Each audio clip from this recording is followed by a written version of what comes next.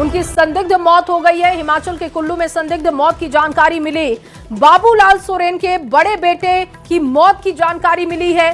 दोस्तों के साथ बताया जा रहा है कि वीर सोरेन घूमने गए थे हिमाचल, जहां पर संदिग्ध परिस्थितियों में उनकी मौत की जानकारी मिल रही है। तस्वीरें आपको दिखा रहे हैं हिमाचल के कुल्लू में संदिग्ध मौत की खबर। आशीष ज्यादा जानकारी के साथ फोन लाइन पर जुड़ चुके हैं। आशीष, कुल्लू के लिए रवाना हो चुका है परिवार, क्या कोई जानकारी मिल रही है कैसे ये हादसा हुआ?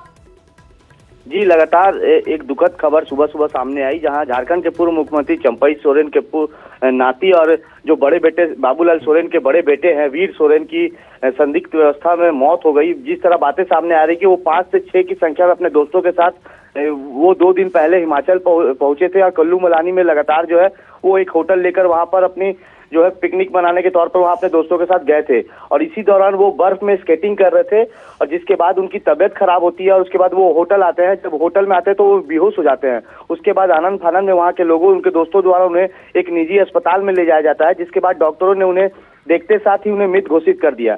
फिलहाल इसकी सूचना मिलते ही सरायकेला से जो पूरा परिवार है झारखंड के पूर्व मुख्यमंत्री चंपई सोरेन और उनके पिता जो है बाबूलाल सोरेन, वो यहाँ से रवाना हो गए हैं। अभी जिस तरह सामने बातें आई है कि वो वहाँ पहुंच भी गए हैं, अस्पताल पहुंचे हुए हैं और वहाँ डॉक्टरों से विचार हो रहा है कि आखिर कैसे मौत हुई, क्या कारण था, क्योंकि लगातार कई बिंदुएं सामने आ रही है। जिस तरह बातें सामने आ रही कि वो बर्फ में काफी वहाँ ठंड का मौसम था और उनका अचानक से हृदय में जो है वो दर्द हुआ और उसके बाद वो सीने में दर्द होने के बाद वो होटल पहुंचते हैं, उसके बाद उनके बेहोश हो जाते हैं। फिलहाल पुलिस जो है कई बिंदुओं पर जांच भी कर रही है, मगर ये एक दुखद घटना है।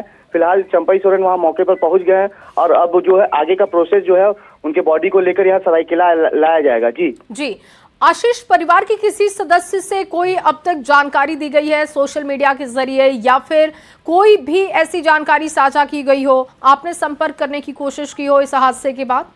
जी, लगातार उनके जो वीर सोरेन के पिता है बाबूलाल सोरेन को लगातार फोन पर हम लोग संपर्क कर रहे हैं, मगर वो इस दुख की घटना में बात करने फोन नहीं उठा रहे हैं। मगर चंपई सोरेन ने सोशल मीडिया में आकर खुद ही इस घटना की पुष्टि की है। उन्होंने कहा कि दुख की घड़ी है और हमारे पोते जो है वीर सोरेन अब इस दुनिया में नहीं रहे। उन्होंने साफ तौर पर पूर्व मुख्यमंत्री चंपई सोरेन ने अपने सोशल मीडिया में लिखा भी है और इस घटना की पुष्टि भी की है। हालांकि चंपई सोरेन, बाबूलाल सोरेन और उनके परिवार के लोग जो है वो हिमाचल प्रदेश के कुल्लू मलानी में पहुंच चुके हैं। वहाँ एक अस्पताल में उनके बॉडी को रखा गया है। आशीष, और अभी भी कई ऐसे सवाल हैं जिसका जवाब मिलना बाकी है कि आखिर कैसे वीर सोरेन की मौत हुई। संदिग्ध परिस्थितियों में मौत की खबर मिली है। बहुत शुक्रिया आशीष तमाम जानकारी के लिए। और वीर सोरेन की तस्वीर आपको दिखा रहे हैं। जानकारी मिल रही है कि 21 साल के वीर सोरेन अपने दोस्तों के साथ हिमाचल घूमने के लिए गए थे, जहां पर संदिग्ध परिस्थितियों में उनकी मौत हो गई है। और आगे बढ़ते हुए आपके सामने बड़ी खबर रखे गिरिडीह से ये बड़ी जानकारी। निकाय चुनाव में गोली कांड की खबर। मुख्य आरोपी की गिरफ्तारी हो चुकी है। शिवम आजाद की गिरफ्तारी पुलिस कर चुकी है। दुर्गापुर एयरपोर्ट से ये गिरफ्तारी की गई है। सहयोगी विक्की साव को भी गिरफ्तार किया जा चुका है। दूसरे शहर जाने की तैयारी में शिवम था, लेकिन उससे पहले पुलिस ने उसकी गिरफ्तारी की। चुनाव के दिन नोकझोंक हुई थी। राजू खान के 2 समर्थकों को गोली लगी थी। दोनों घायलों को हॉस्पिटलाइज करवाया गया था, जिनकी स्थिति गंभीर बताई जा रही है। वार्ड नंबर 18 में ये फायरिंग हुई थी और उसी मामले में ये गिरफ्तारी की गई है। दूसरे शहर जाने की तैयारी में शिवम था, लेकिन उससे पहले पुलिस ने उसकी गिरफ्तारी कर ली है। जो है वो 2 पक्षों में झड़प हुआ था, उसमें गोली चली थी। इसके बाद क्या हुआ? भागा चल रहा था, उसके बाद हम लोग इसको पीछा कर रहे थे। अच्छा, इसी में इंटेल मिला, बंगाल पुलिस का हेल्प से इसको जो है इधर डिटेन किया गया। क्यों चलाए थे गोली, क्या हुआ? ऐसा कोई बात नहीं है। हाँ, गोली राजू खान चलाए।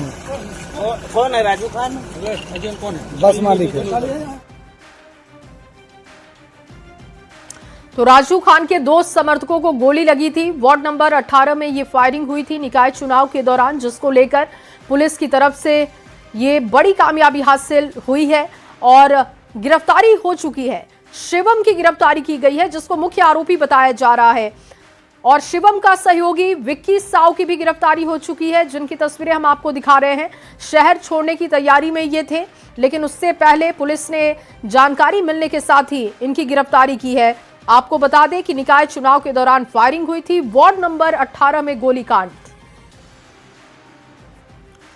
और अब आपके सामने बोकारो से बड़ी खबर रखने जा रहे हैं, जहां पुलिस का अमानवीय चेहरा दिखा है। बताया जा रहा है कि पूर्व पार्षद की पुलिस ने पिटाई कर दी। समर्थक की भी पिटाई करने की जानकारी मिल रही है कि समर्थकों को दौड़ा दौड़ा कर पीटा गया। गलत वोटिंग का इन पर आरोप लगा था। वोटिंग के दौरान पुलिस के साथ नोकझोंक की तस्वीर आई थी सामने। नोकझोंक में एसडीपीओ घायल हो गए थे। पुलिस ने पूर्व पार्षद को भी हिरासत में ले लिया था और कांग्रेस विधायक ने पुलिस पर गंभीर सवाल उठाए। पुलिस की कार्यशैली पर सवाल उठाए गए हैं। वही राम भैया को जब वो लोग उठा के ले गए ना, तो हम मिलने गए, तो हम बोले राम भैया से मिलने दीजिए सिर्फ, तो वही मिलने के लिए बोले तो दौड़ा के मारने लगा। कौन मारा? वही थाना वाला, जास थाना। बहुत ज्यादा मारा? हाँ, ये वहाँ से थाना से लेके खूबसूरत तक दौड़ा के मारा। खूब मारा गया है, पूरा चोटाही कर दिया गया उनको। उन लोग जो गलती किया उनको सजा नहीं मिला, जो गलती नहीं किया उनको सजा क्यों नहीं मिला? महिला जेंट्स होके महिला पे हाथ चलाया कोई व्यक्ति है? हमको भी मारा गया है डंडा से, कपार पे, छाती पे। रामाशंकर जी को कितना मारा है? बहुत ज्यादा मारा गया है, पूरा घायल कर दिया गया है। न पैर से चल पा रहा है, न कमर से सीधा हो पा रहा है। उनका कसूर क्या था? उनका कसूर कोई नहीं, कुछ नहीं था। जिस तरीके से रामाशंकर जी जो वहां के जन सेवक रहे, 10 साल तक वहां के लोगों को सेवा किया है, आज उनका वीडियो मेरे पास आया है। वीडियो उसको आप लोग देखिए, कितनी बुरी तरीके से उनको मारा गया है। वो आदमी चल नहीं पा रहा है, चलने की हालत में नहीं है, लंगड़ लंगड़ के चल रहा है। उसको धमकी दी जा रही है। दूसरी बात, उसको क्रिमिनल के तरह ट्रीट किया गया।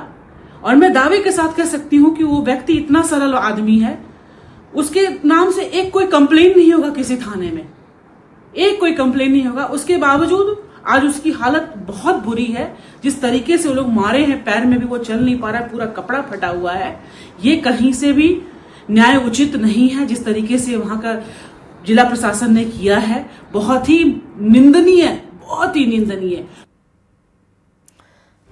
और खबर पर ज्यादा जानकारी के साथ मृत्युंजय तिवारी जुड़ चुके हैं। मृत्युंजय, ये गंभीर सवाल उठ रहे हैं पुलिस की कार्यशैली पर कि जानबूझकर इस तरीके से किया गया, एक व्यक्ति की पिटाई की गई, उसे इतना मारा गया कि वो चल भी नहीं पा रहा है।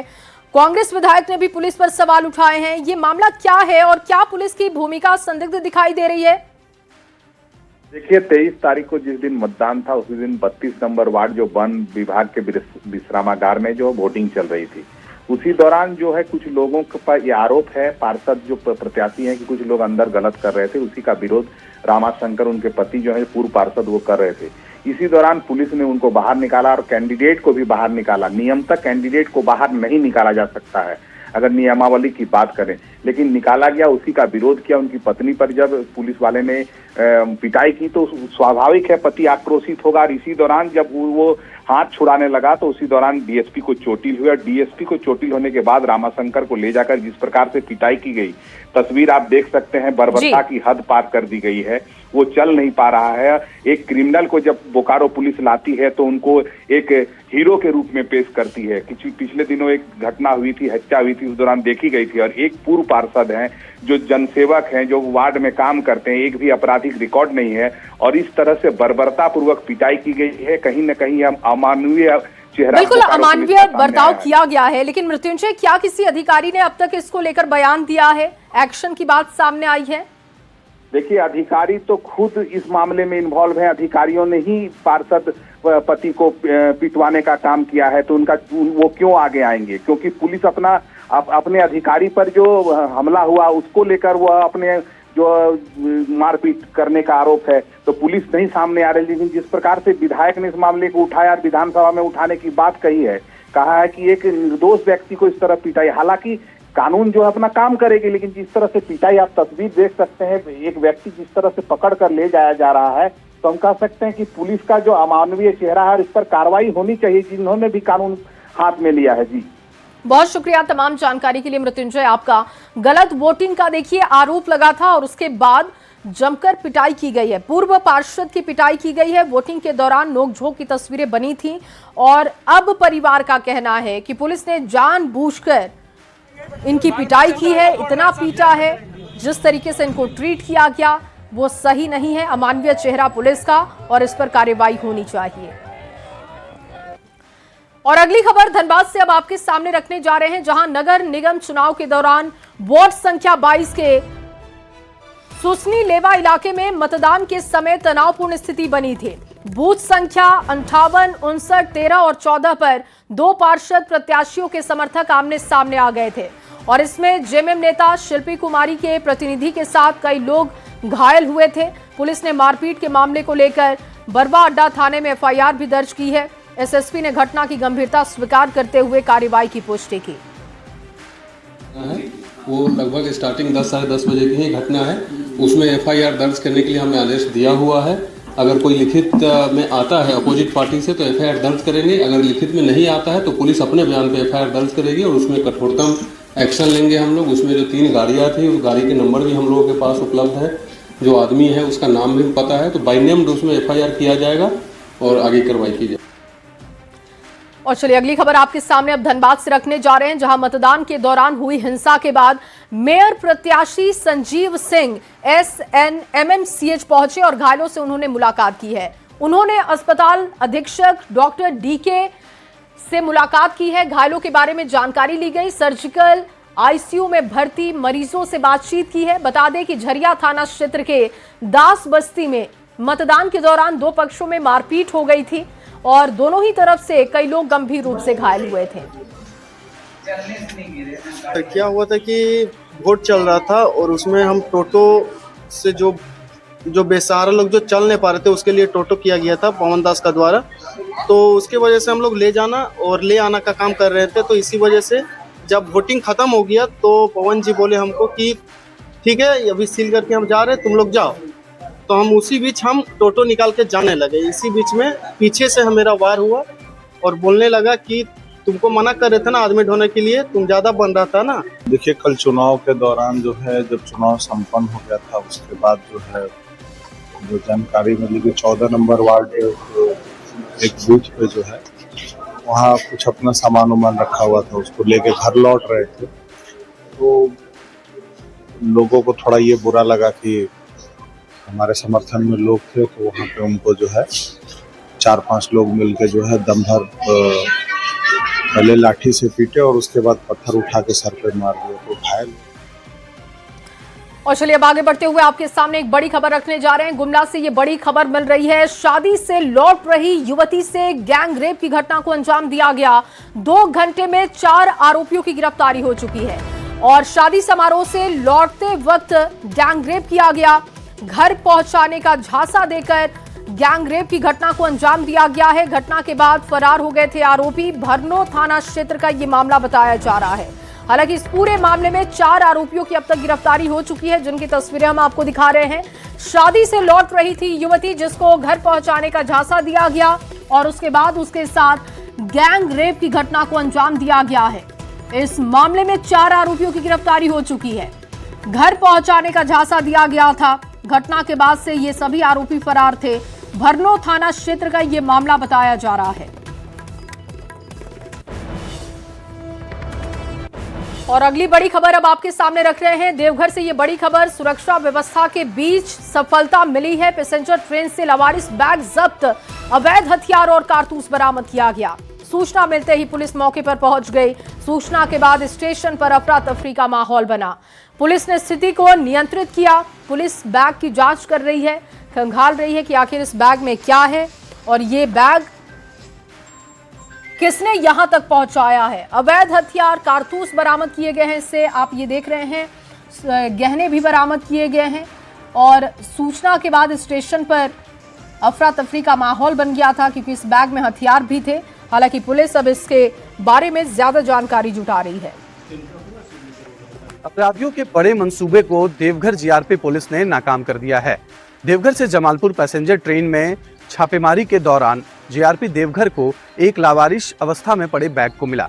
जब उस बैग की छानबीन की गई तो पुलिस के होश उड़ गए क्योंकि उस बैग में 2 देसी कट्टा, 1 पिस्टल, कई गोलियां और इसके साथ साथ 2 किलो से भी अधिक चांदी की ज्वेलरी उसमें मौजूद थी।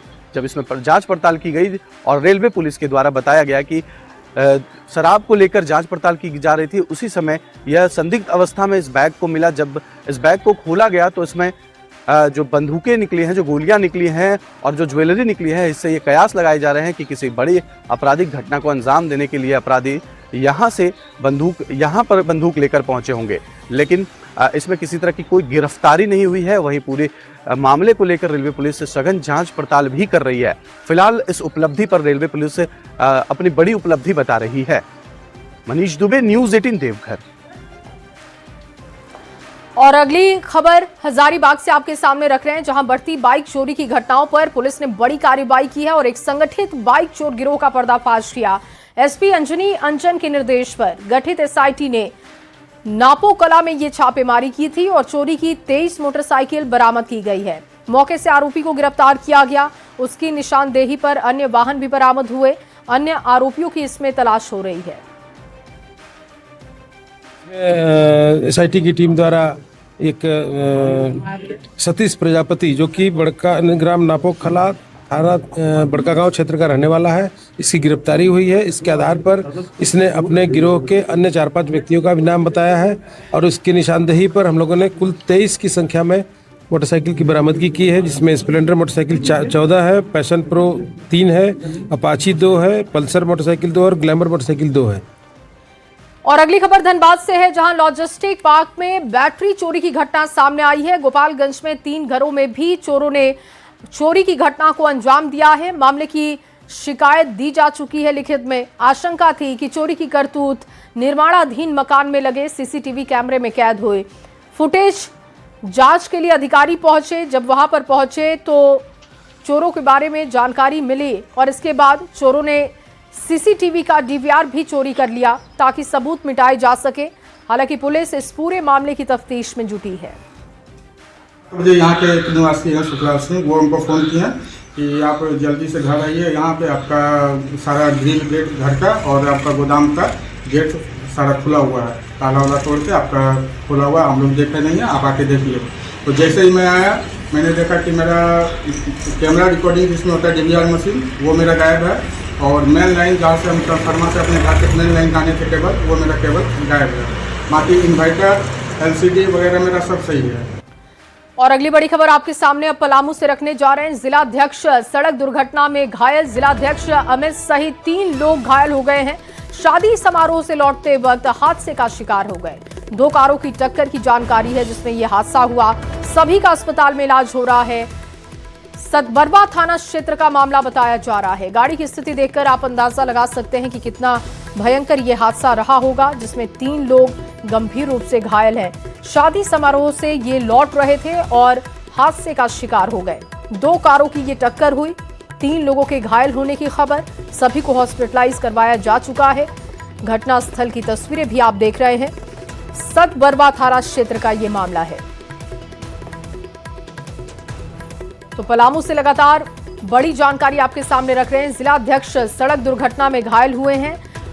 2 कारों की आपस में टक्कर हो गई। जिलाध्यक्ष अमित सहित 3 लोगों के घायल होने की जानकारी मिल रही है। शादी समारोह से ये सभी लौट रहे थे और हादसे का शिकार हो गए।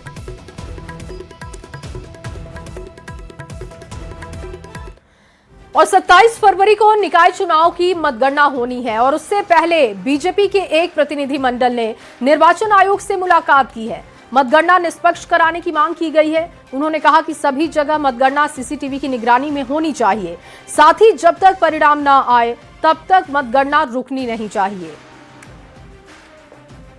हम लोगों ने प्रोटेस्ट किया है यहाँ पर आके कि किसी भी कीमत पर मतगणना निर्बाध रूप से चलता रहे। अगर ऐसा नहीं हुआ तो इसका हम लोग आगे ले जाएंगे। और आज ज्ञापन की प्रति हम लोग मुख्य चुनाव आयुक्त नई दिल्ली और गृह मंत्रालय भारत सरकार को भी हम लोगों ने दिया है। इसके अलावा आज 25 जगह पूरे राज्य में 26 तारीख को मतगणना होना है। सभी जगह मतगणना स्थल पर सीसीटीवी लगाकर उसका बाहर में LED टीवी के माध्यम से उसका लाइव स्क्रीनिंग हो रहा है, लाइव वीडियो दिख रहा है। ये बहुत गंभीर विषय है और मजे की बात है कि जहां रांची में मतगणना बना हुआ केंद्र, वहां बैठने के लिए मात्र 20 लोगों का व्यवस्था है।